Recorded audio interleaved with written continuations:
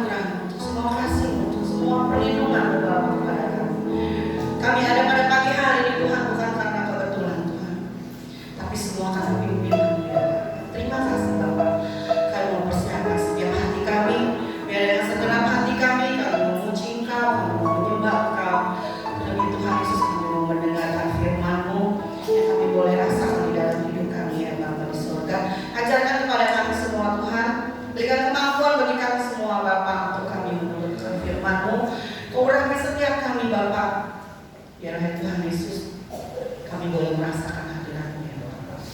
Kau urati kami semua para pelayan yang lebih jauh daripada kesempurnaan ini Tuhan. Kau lihat setiap hati kami hanya mau menyenangkan akan hati-Mu ya Bapa. Dan juga hamba-Mu ya Tuhan, menaburkan firman-Mu, Kau urati ya Tuhan Yesus. Juga jemaat di tempat ini ya Bapa. Berikan kedewasaan iman di dalam setiap kami Tuhan. Pribadi lepas pribadi, Kau melihat setiap keberadaan kami Bapa. Dan kami siap dipulihkan ya Tuhan Yesus. Terima kasih Bapa yang baik. Kiranya hanya di dalam nama Tuhan Yesus Kristus kami berdoa dan mengucap syukur. Haleluya. Amin. Haleluya. Besar amanah Tuhan.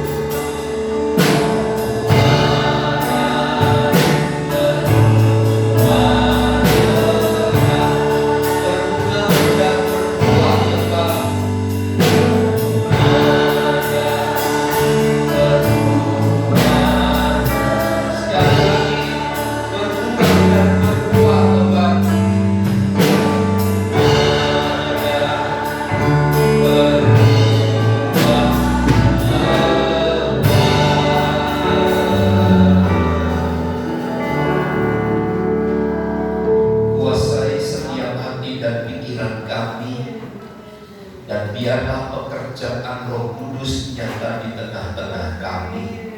Setiap kami yang ada di dalam ruangan ini, biarlah kiranya Allah yang berkehendak, yang punya rencana, yang punya kemauan itu bekerja dengan leluasa melalui pemberitaan firman Tuhan. Karenanya pakailah hamba-Mu untuk menyampaikan berita firman Allah, dan setiap kami memiliki persiapan yang baik untuk menikmati berkat Tuhan. Segala bentuk tipu daya, muslihat iblis dan segala pekerjaannya kami patahkan dalam nama Yesus. Tuhan dimuliakan dalam pemberitaan firman Tuhan. Di dalam dan demi nama Tuhan Yesus kami berdoa. Amin. Dipersilakan duduk kembali Bapak Ibu Saudara sekalian. Salam. Salam.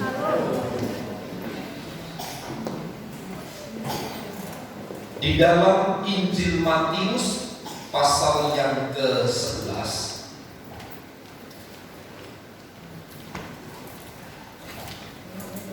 Injil Matius pasal yang ke-11 ayat 28 sampai ayat yang ke-30.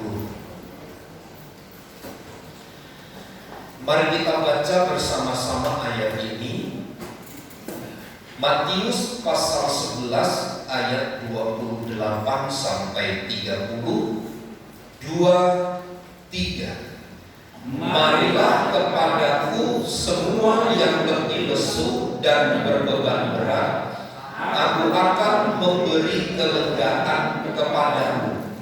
Pikulah yang kupasang dan belajarlah padaku, karena aku lemah lembut dan rendah hati, dan jiwamu akan mendapat ketenangan. Sebab yang kupasang itu enak dan bebanku pun ringan. Puji Tuhan. Adanya kesulitan yang kita alami,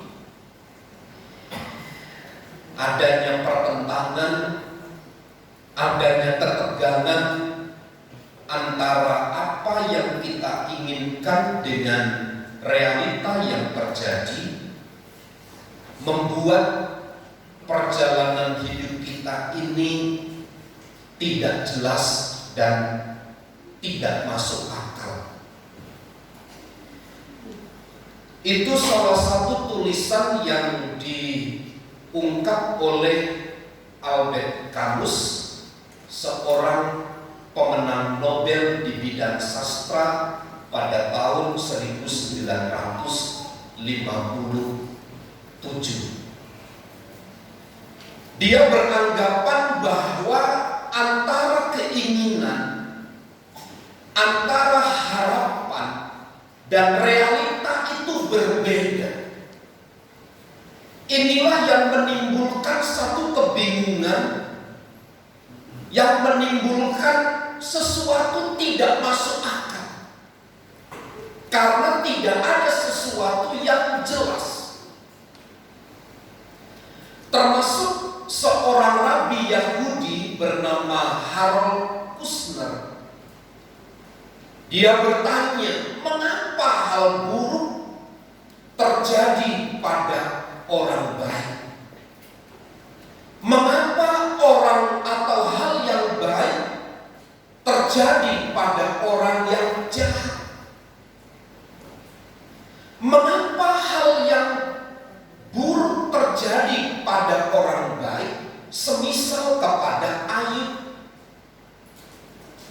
Alkitab berkata Ayub adalah orang yang benar, seorang yang takut akan Tuhan, seorang yang menjauhi kejahatan. Tapi kenapa untuk orang yang baik seperti Ayub, dia harus mengalami hal yang buruk dalam hidupnya? Tetapi justru sebaliknya yang terjadi, ada orang-orang jahat tapi mengalami kebaikan. Seorang penyanyi rock and roll dari Amerika, dia lahir di Mississippi, bernama Elvis Presley. Dia pernah mengkonfirmasi kenyataan seperti itu, sehingga dia membuat lagu judulnya I Can Dream. Jika saya dapat bermimpi. Kenapa? Karena melihat sebuah realita antara harapan dan keinginan itu berbeda, sehingga munculnya kesulitan, munculnya keberatan-keberatan hidup. Itu sulit dipahami, sulit dimengerti. Atau bahkan mungkin Bapak Ibu Saudara, kita juga pernah atau seringkali berpikir demikian. Mengapa hal-hal buruk selalu muncul dalam hidup kita? Meskipun kita setia beribadah, Meskipun kita berusaha menjaga hidup kita dengan baik, tapi realitanya tetap saja kita mengalami kesulitan. Apakah ini yang kemudian disimpulkan oleh para teolog, bahwa untuk membuat kebahagiaan itu, sesungguhnya kebahagiaan itu harus diciptakan? Apakah untuk mendambakan kesejahteraan, maka orang yang terkait di dalam mimpi itu harus membuat kesejahteraan dan seterusnya? Tapi nyatanya kesejahteraan selalu diwarnai oleh peperangan, oleh penindasan bagi orang-orang yang takut akan Tuhan.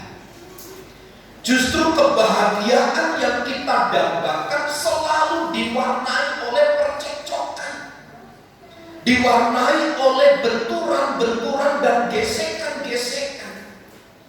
Hal inilah yang membuat banyak orang menjadi bingung. Semuanya menjadi tidak jelas. Nah, dalam Matius pasal yang ke-11 ayat 28 sampai ayat yang ke-30, Tuhan Yesus mengajar kita untuk memberikan respon yang tepat atas semua realita atau ketegangan yang muncul antara keinginan dan realita yang muncul. Kita harus memiliki respon yang tepat terhadap ketidakjelasan ini. Bukankah Bapak Ibu Saudara, ketika kita mengharapkan bahagia, tapi justru kita yang paling banyak mengalami ketegangan?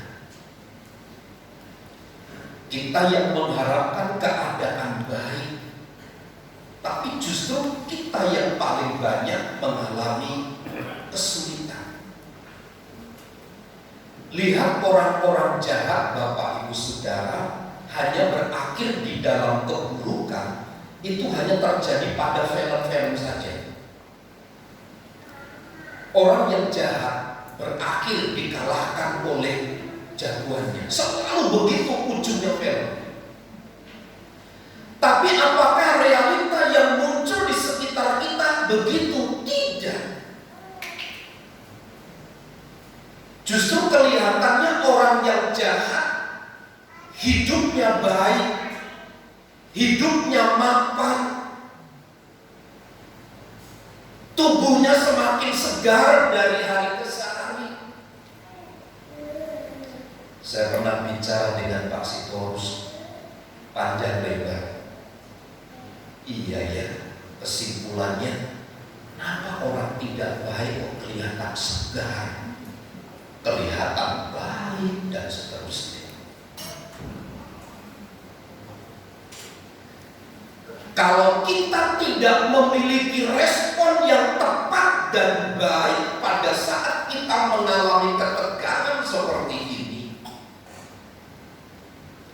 kita adalah menjadi orang-orang yang di dalamnya menjadi bagian orang-orang yang mudah tergerus iman kita. Menjadi orang-orang yang mudah luluh oleh karena kesulitan, oleh karena ketegangan yang muncul. Karena seseorang bisa saja merasakan putus asa yang mendalam. Bahkan rasa putus asa itu bisa menyebabkan depresi, bisa menyebabkan kerusakan iman seseorang. Beberapa minggu yang lalu kita belajar tentang Yohanes Pembaptis. Dia mengalami banyak hal yang datang dari Tuhan Yesus.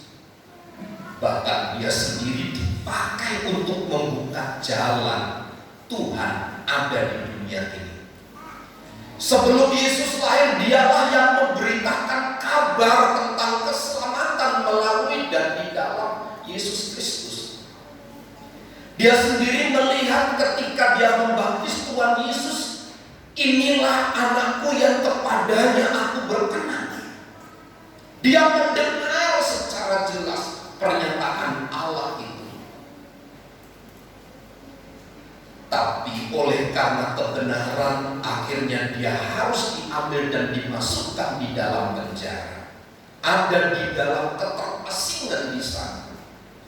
Dia mengutus beberapa murid untuk datang dan bertanya kepada Tuhan Yesus. Tuhan Yesus, apakah engkau ini Mesias? Atau aku harus menunggu yang lain? Tuhan Yesus hanya memberi bukti. Yang buta melihat, yang lumpuh berjalan, yang mati hidup kembali. Lalu pulanglah para murid-murid Yohanes itu dan menyampaikan berita itu. Sehingga pada akhirnya Yohanes Pembaptis siap untuk masuk di dalam rencana Allah yang selanjutnya.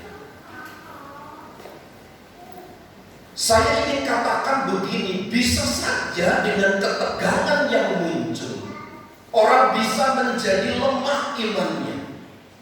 Bahkan kemungkinan besar bisa saja meragukan tentang Tuhan itu sendiri, yang telah menjadikannya kuat, yang telah menjadikannya bertumbuh. Namun Bapak Ibu Saudara, di dalam situasi seperti itu, sekali lagi kita harus memiliki pandangan atau berespon yang tepat.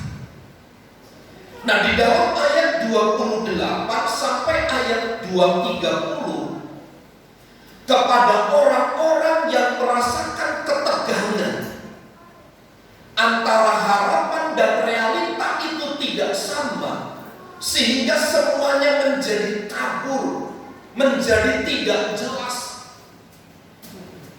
Sepertinya semuanya serba tidak baik, tidak masuk akal kita.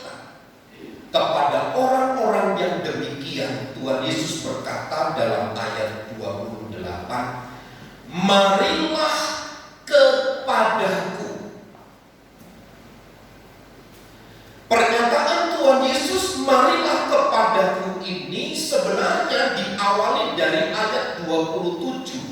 Semua telah diserahkan kepadaku oleh Bapakku, dan tidak seorang pun mengenal anak selain Bapa, dan tidak seorang pun mengenal Bapa selain anak, dan orang yang kepadanya anak itu berkenan menyatakannya. Semua telah diserahkan kepadaku oleh Bapakku. Artinya segala kekuasaan dari Allah ada di dalam tangan Tuhan Yesus. Termasuk ketika orang-orang berhadapan dengan ketegangan seperti ini, Tuhan Yesus tampil di tengah-tengah mereka dan berkata, marilah kepadaku. Kenapa? Karena aku punya kuasa. Segala kuasa di sorga dan di bumi telah diserahkan kepadaku. Mari datang kepadaku. Bapak Ibu Saudara, kalau kita mengenal baik tentang seseorang yang memiliki kekuasaan, pada satu sisi kita sedang berhadapan dengan kesulitan. Tanpa pikir panjang kita akan berkata, ya saya siap. Apapun yang disampaikan kita pasti akan ikut serta di dalamnya. Termasuk meskipun seseorang tersebut hanya sekedar memberikan arahan, pasti kita akan mengikuti. Kenapa? Karena dia punya wewenang, dia punya kuasa, dia punya kapasitas, dia punya kemampuan. Ketika Tuhan Yesus tampil di tengah-tengah mereka, orang-orang yang mengalami beban berat, orang-orang yang mengalami ketegangan antara kenyataan dan realitas,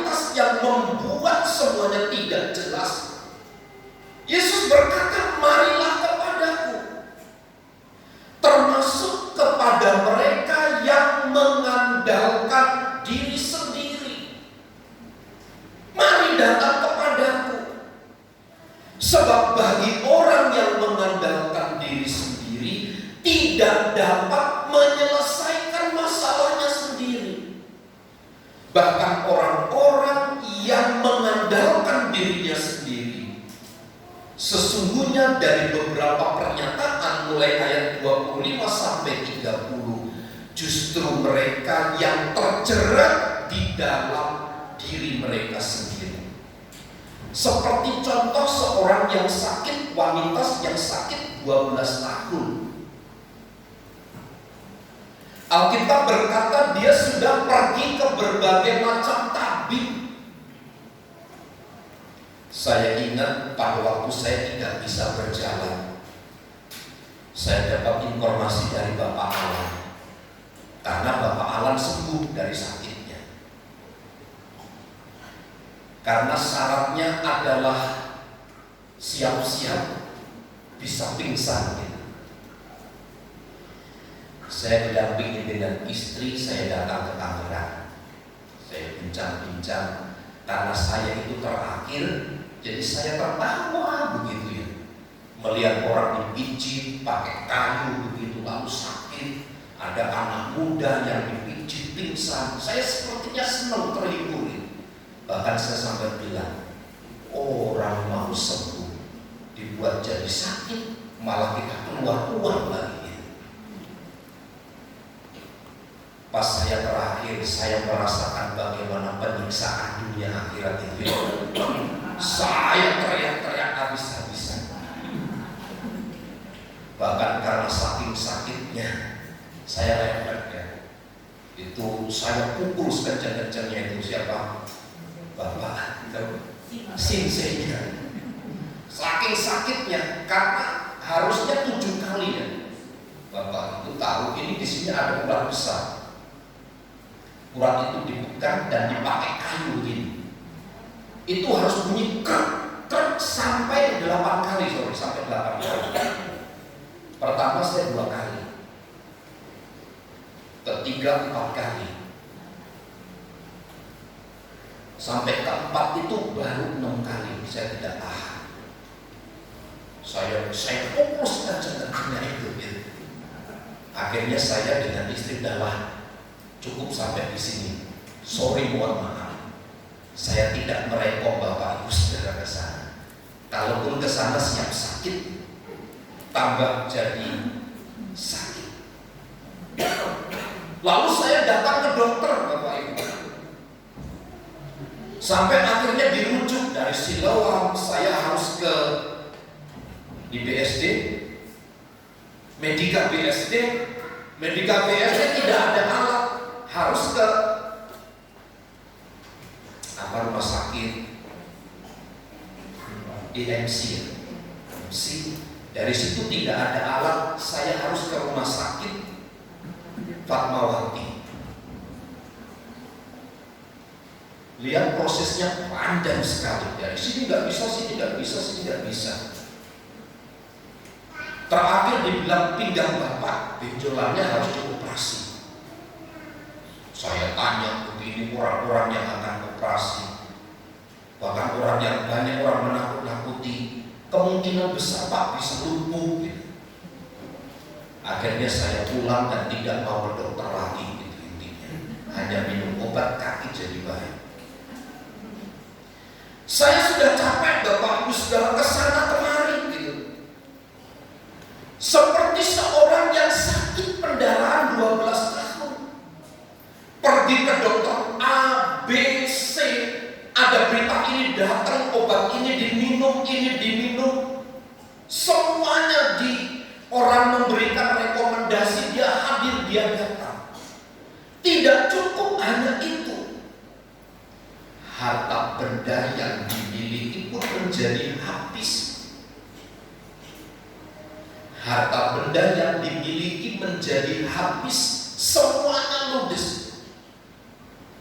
Dan bukan hanya harta benda yang habis juga. Waktu terbuang, situasi semakin parah, tidak menjadi sembuh. Saya lihat keadaan ini menjadi krusial seperti ini. Kenapa? Karena tidak memiliki respon yang tepat.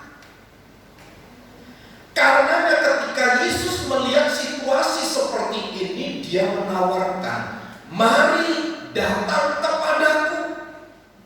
Maksud Tuhan Yesus adalah jangan ragu. Kenapa? Karena padaku ada kuasa. Segala kuasa di sorga dan di bumi diberikan oleh Allah kepadaku.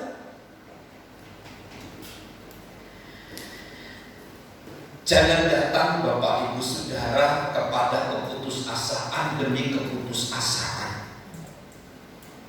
Datang kepada Tuhan itu akan selalu tepat. Karenanya setiap kali kita berhadapan dengan ketegangan hidup, respon firman Tuhan, mari datang kepada kata Tuhan Yesus. Lalu yang kedua, ayat yang ke-29 bagian pertama, pikulanku yang kupasang. Salah satu arti kata pikulah di dalam bahasa Yunani memiliki pengertian membongkar saung. Itu sama seperti tercatat di dalam kitab Kisah Para Rasul pasal yang ke-27. Kisah Rasul pasal 27 ayat yang ke-13. Saya baca demikian. Pada waktu itu angin sepoi-sepoi bertiup dari selatan. Mereka menyangka bahwa maksud mereka sudah tentu akan tercapai. Mereka membongkar saung, lalu berlayar dekat sekali menyusur pantai Kreta. Membongkar saung itu pengertiannya adalah sama dengan kata pikulah. Artinya pernyataan pikulah ini ada satu kegiatan yang dilakukan untuk merubah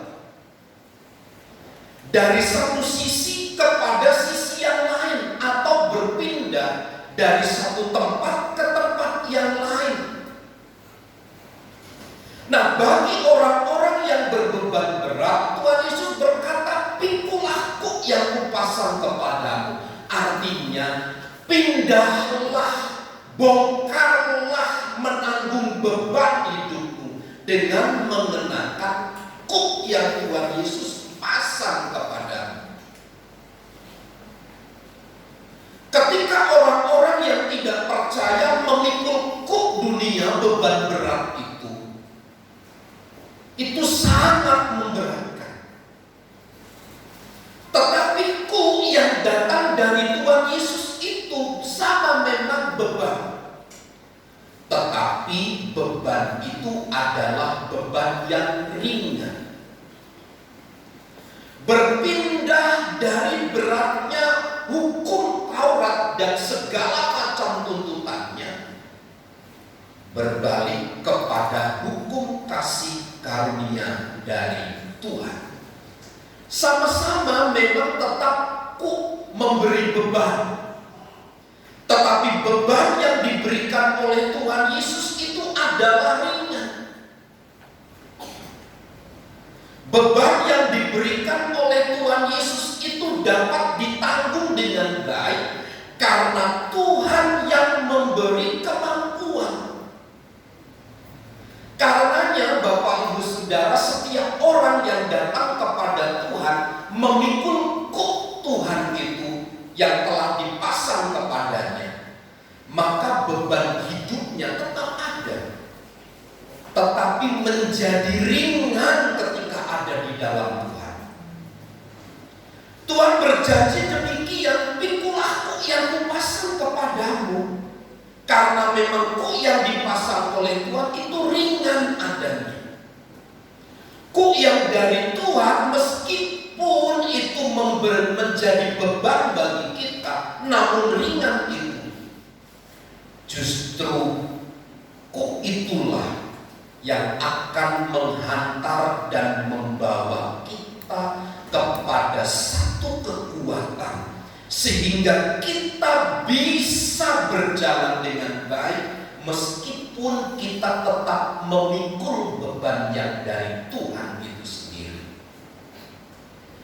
Karenanya Bapak Ibu Saudara, inilah undangan Tuhan Yesus kepada mereka yang berbeban berat, pikul aku.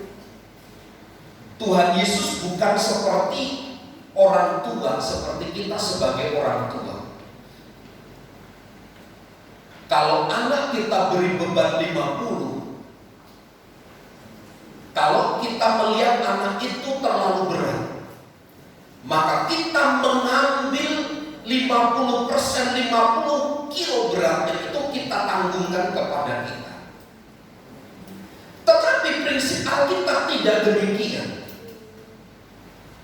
Meskipun tetap 50 kilo beratnya, tetapi bagi Tuhan anak itu diberikan keringanan, diberikan kemampuan untuk mengangkat yang 50 kilo itu. Itulah yang disebut sebagai kasih karunia dari Allah kepada gereja, kepada umat-umatnya.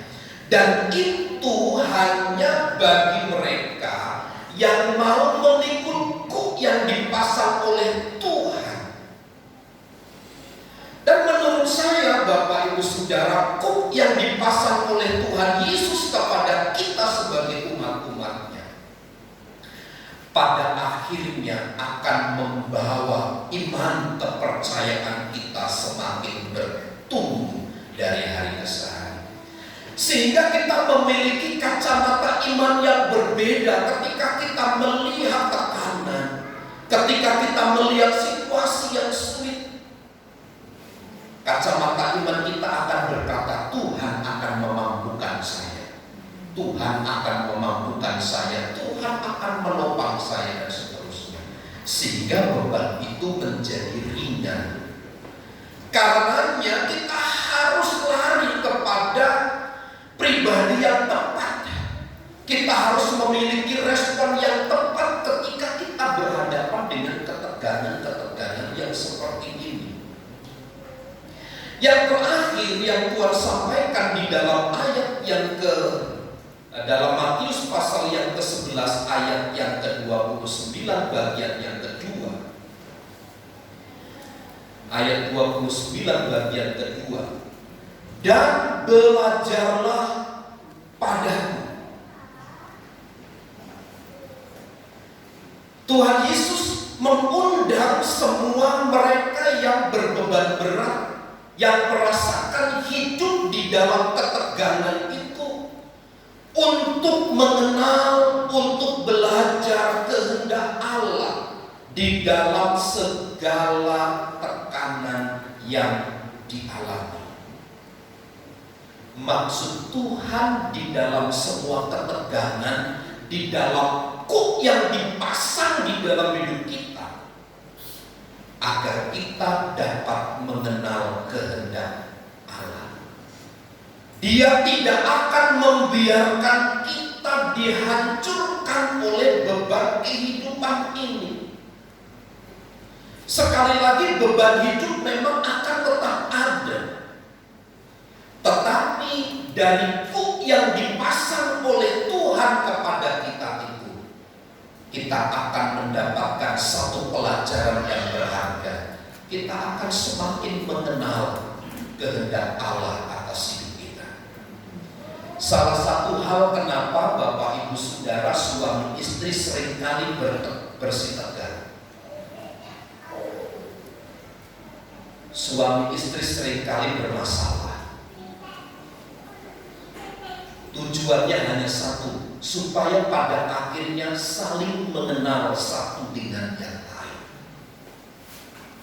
Ketika telah mengenal satu dengan yang lain dengan baik, pasti ketegangan yang sama itu sudah ringan, sudah mudah ditanggung. Sehingga ketika mengerti pasangannya dengan baik, mengenal dengan baik, terciptalah satu keharmonisan di dalam keluarga itu sendiri. Karenanya Alkitab berkata, belajarlah kepadaku. Karena memang kuk yang dari Tuhan itu ringan. Tapi sekalipun itu ringan, ada satu pelajaran yang berharga. Karena dengannya kita akan mengenal kehendak Tuhan dengan baik. Sehingga sedikit demi sedikit akan terkikis beban berat dalam hidup kita, tanggungan hidup kita. Kalau saja dalam waktu-waktu kemudian kita dapat mengenal Tuhan dengan baik di dalam kuk yang dipasangkan Tuhan kepada kita, pada akhirnya kuk yang dari Tuhan, ketegangan itu akan membuat kita menjadi ringan. Bahkan Tuhan berkata di dalam ayat-ayat itu, jiwamu akan mendapat ketenangan. Bagaimana caranya di tengah-tengah ketegangan pada akhirnya kita mendapatkan ketenangan ini? Kalau kita belajar mengenal kehendak Tuhan di dalam semua ketegangan hidup. Kalau saya ambil kesimpulan, mengapa kadang-kadang Tuhan percayakan ketegangan demi ketegangan ada di dalam hidup kita? Antara harapan dan realita itu berbeda. Pada akhirnya agar kita mendapat ketenangan dalam hidup kita ini. Pada akhirnya dengan kita mengenal Allah dengan baik, dengan kita mengenal apa yang Tuhan kehendaki dalam hidup kita, pada akhirnya kita akan menjadi pribadi-pribadi yang tenang, mendapat ketenangan dari Tuhan. Seorang yang mudah menjalani hari-harinya, tentu dia telah belajar dari Tuhan. Dia telah mengenal Tuhan dengan baik, sehingga dia dapat berjalan meskipun ada kesulitan-kesulitan yang harus ditanggung, tetapi pada akhirnya dengan dia dapat mengenal Tuhan di dalam kesulitan itu, capaian akhirnya adalah kita akan mendapatkan ketenangan.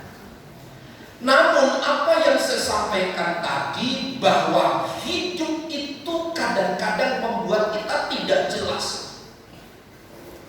Ada orang baik mengalami keburukan, tapi ada orang jahat, hidupnya selalu mujur, hidupnya selalu baik.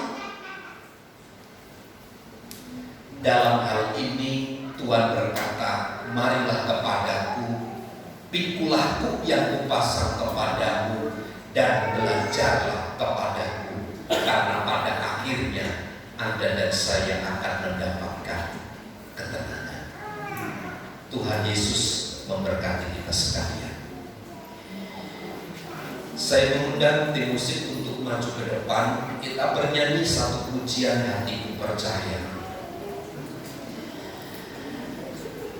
Haleluya. Haleluya. Terpujilah nama-Mu Tuhan, terpujilah nama-Mu Yesus. Haleluya. Haleluya.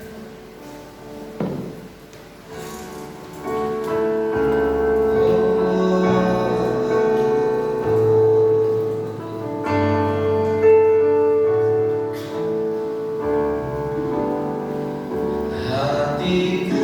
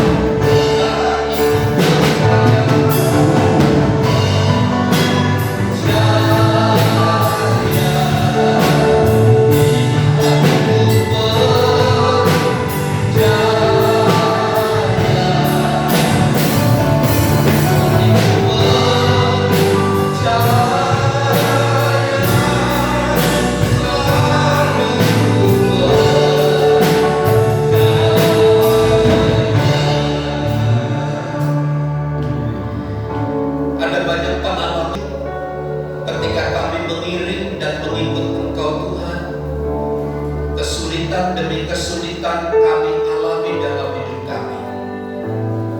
Bahkan mungkin terlalu berat kami rasakan dalam hidup kami. Setiap hari harus kami berhadapan dengan kesulitan. Tetapi firman-Mu telah memberikan jawaban kepada kami bahwa saat kami menghadapi kesulitan, Engkau berkata, marilah kepadaku, pikulah kuk yang kupasang kepadamu, dan belajarlah kepadaku. Karena hanya Tuhan yang memberikan kekuatan dan kemampuan untuk kita dapat menanggung segala beban hidup kita. Hanya di dalam Tuhan kita akan mendapatkan ketenangan. Karenanya sesuai dengan firman Tuhan yang telah kita dengar saat ini, mari kita selalu percaya kepada Tuhan terhadap segala hal yang Tuhan izinkan terjadi kepada kita. Kembalikan kepada Tuhan dan percayalah kepada Dia bahwa Dia yang mempunyai kekuatan dan kuasa. Pagi hari ini hamba berdoa dan berita firman Tuhan telah hamba sampaikan Tuhan. Untuk selanjutnya biarlah hati kami masing-masing berhadapan dengan Engkau ketika kami harus mengalami kesulitan demi kesulitan. Biarlah kami belajar untuk datang kepada Tuhan, untuk mengenakan kuk yang Tuhan berikan kepada kami. Sebab ada satu kekuatan yang akan menopang dan melawan kami. Karenanya kami minta kepada Tuhan, belas kasih Allah selalu dinyatakan dan dicurahkan bagi kami, sehingga kami menjadi gereja, kami menjadi umat yang semakin bertumbuh di dalam Tuhan melalui kesulitan-kesulitan yang kami alami. Berkatilah setiap umat-Mu sehingga kami menjadi umat yang dewasa di dalam Tuhan. Kami terima firman-Mu dengan hati bersyukur di dalam nama Yesus. Kita semua yang percaya dan diberkati bersama katakan amin. Tuhan, terima kasih untuk kebenaran yang sudah mengaburkan firman Tuhan. Biarlah senantiasa firman Tuhan mengingatkan kita keberadaan iman kita, pengiringan kita kepada Tuhan. Tuhan sedang yang bertugas volunteer.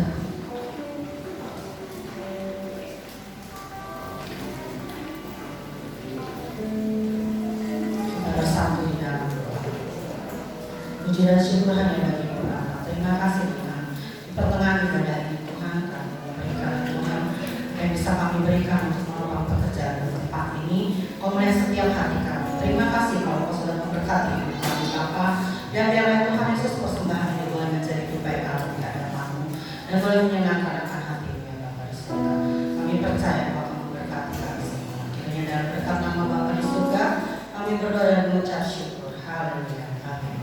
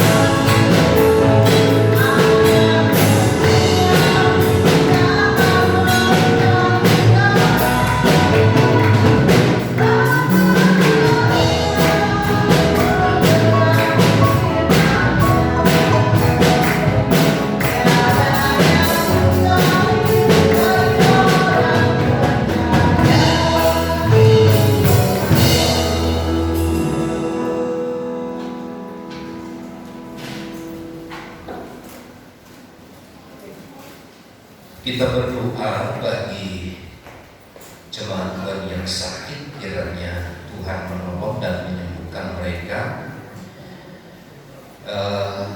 Bapak Galindi dengan Ibu masih di Bali, hari ini berangkat ya, pulang dari Bali. Kemarin video call dengan kami, menceritakan tentang di pantai ya. Mereka berliburan ya. Dan hari ini pulang dari Bali beserta Bapak Galindi, supaya Tuhan hantar dengan selamat tanpa kurang satu apapun.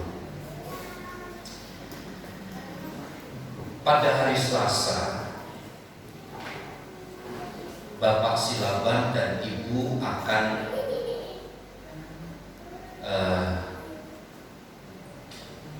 berpindah tempat ya Pak, akan pulang ke Medan.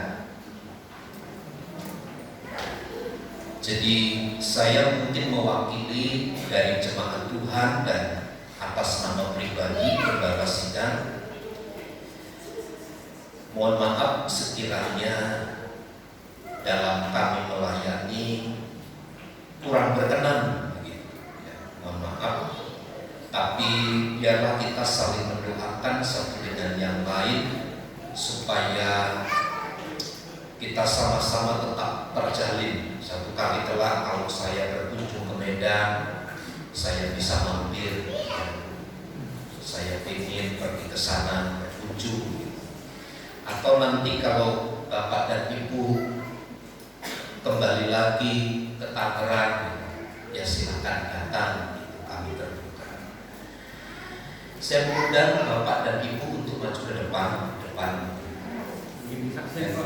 Ya, maju ke depan, silakan.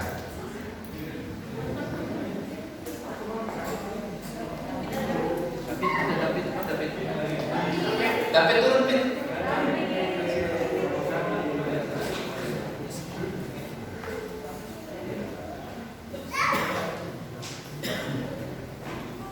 Sudah, Pit. Lagi mau nikah.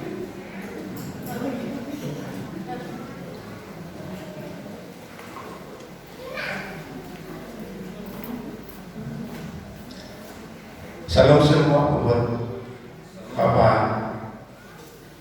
Ibu semua, khususnya Pak Kepala dan Bu Gembala. Di sini kami berdiri mengucapkan salam perpisahan. Inilah buat keluarga kami ibadah terakhir di gereja ini. Tentu kami Gembala dan Ibu Gembala kami banyak kesalahan, kekurangan. Tolong dimaafkan kami Bu. Buat Bapak Gembala juga, mudah-mudahan Bapak Gembala diberikan kesehatan, panjang umur, dan pelayanan Bapak semakin diberkati Tuhan. Buat jemaat-jemaat semua, kami juga banyak kesalahan dan kekurangan kami, tolong dimaafkan. Dan kami juga kemungkinan kurang berkontribusi di dalam pelayanan gereja kita. Tolong kami dimaafkan kalau ada tingkah laku kami yang kurang berkenan. Tolong dilupakan, biar kami juga di kampung diberikan kesehatan, diberkati. Begitu juga Bapak dan Ibu semua di sini dikasih kesehatan dan banyak umur dan semakin diberkati. Ya, saya kira cukup sekian. tolong kita semua saling mendoakan. Doakan kami Pak, Bu. Kami nanti di perjalanan dari kampung diberikan kesehatan, dan begitu juga jemaat-jemaat di sini kita saling mendoakan semua. Cukup segitu yang bisa saya sampaikan. Shalom dan terima kasih.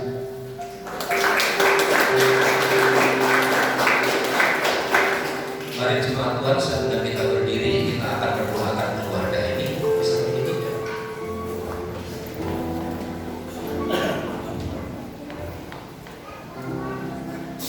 Mari jemaat Tuhan, kita berdoa bagi keluarga ini.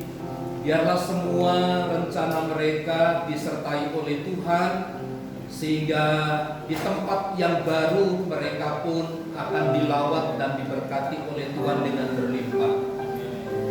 Pagi hari ini Tuhan, kami datang kepadamu bagi keluarga Bapak Silaban, baik ibu, anak kami David.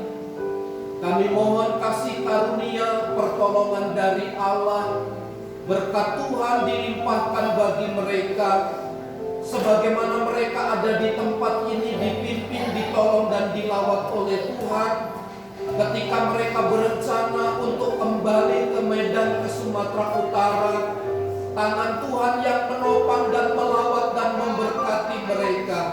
Tuhan berkati segala usaha pekerjaan yang akan mereka kerjakan dalam nama Yesus. Limpahi mereka dengan segala berkat dan damai sejahtera dari Allah. Mereka mengalami kehidupan yang baru bersama dengan keluarga.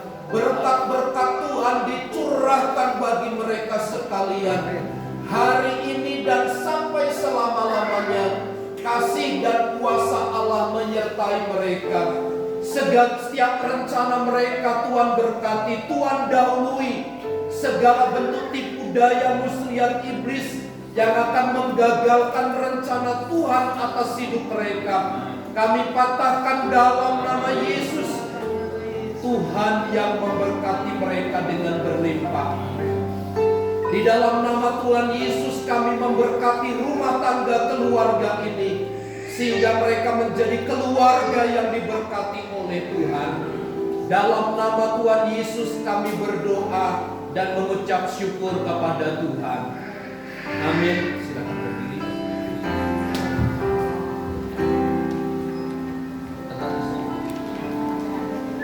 Dipersilakan duduk jemaat Tuhan.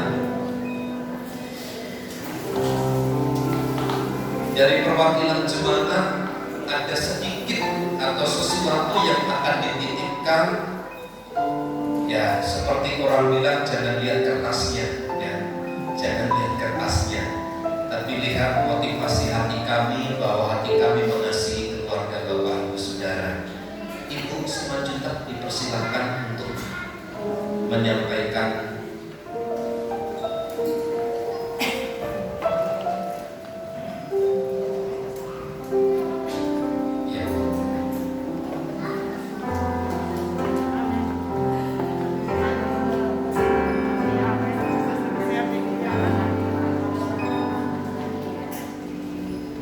Baik, dipersilakan duduk kembali. Nanti setelah ibadah, Bapak Ibu Saudara jemaat Tuhan bisa mengadakan salat perpisahan kepada keluarga ini ya. Tuhan memberkati. Saya mengundang sekali lagi jemaat Tuhan, mari kita berdiri, kita akhiri ibadah kita di dalam doa. Kami kembalikan segala puji hormat bagi Allah yang telah menuntun dan menolong kami, serta menyertai ibadah kami dari awal hingga selesainya. Tuhanlah kiranya yang dimuliakan di dalam ibadah kami.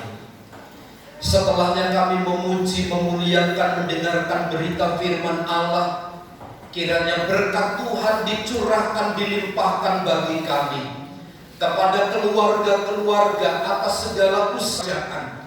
Kami percaya ketika kami menyertakan Tuhan dan kami takut akan Tuhan, maka Tuhan yang akan menjaga, memelihara dan memberkati kami semua. Kami berdoa buat anak kami Firman Daily yang demam, Tuhan sembuhkan dalam nama Yesus. Kami berdoa bagi Mama Merlin, Tuhan pulihkan kesehatannya dalam nama Yesus. Anak kami Amos bagian matanya yang sakit, Tuhan sembuhkan dalam nama Yesus. Jemaat-jemaat Tuhan yang lain yang sakit, Tuhan sembuhkan dalam nama Yesus. Bapak Ibu Galengging dalam perjalanan dari Bali ke Tangerang, Tuhan sertai mereka. Sekali lagi kami menyerahkan rumah tangga keluarga Bapak Silaban dalam tangan kasih kemurahan Tuhan. Tuhanlah yang memberkati mereka. Berkati gerejamu, berkati umat-umatmu. Tuhan yang menopang dan menolong serta melawat kami. Pergumulan demi pergumulan, kerinduan demi kerinduan kami, Tuhanlah yang mendengar dan menjawabnya. Kami minta segala kasih dan kemurahan Tuhan menyertai. Untuk bangsa dan negara kami Tuhan berkati. Gereja-gereja Tuhan di Indonesia Tuhan berkati. Pos-pos pekabaran Injil Tuhan juga memberkati. Dapat menampung sebanyak jiwa untuk kemuliaan Tuhan. Di dalam nama Tuhan Yesus kami berdoa. Mari saudaraku, angkat tanganmu dan terimalah berkat Tuhan. Tuhan memberkati dan melindungi engkau.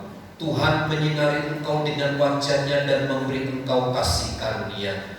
Tuhan menghadapkan wajah-Nya kepadamu dan memberi engkau damai sejahtera. Kiranya kasih karunia Tuhan Yesus Kristus dan kasih Allah serta persekutuan Roh Kudus menyertai kita sekalian saat ini dan sampai selama-lamanya. Kami terima segala berkat Tuhan di dalam nama Tuhan Yesus Kristus. Kita semua yang percaya dan diberkati bersama katakan amin. Bapa, terima kasih.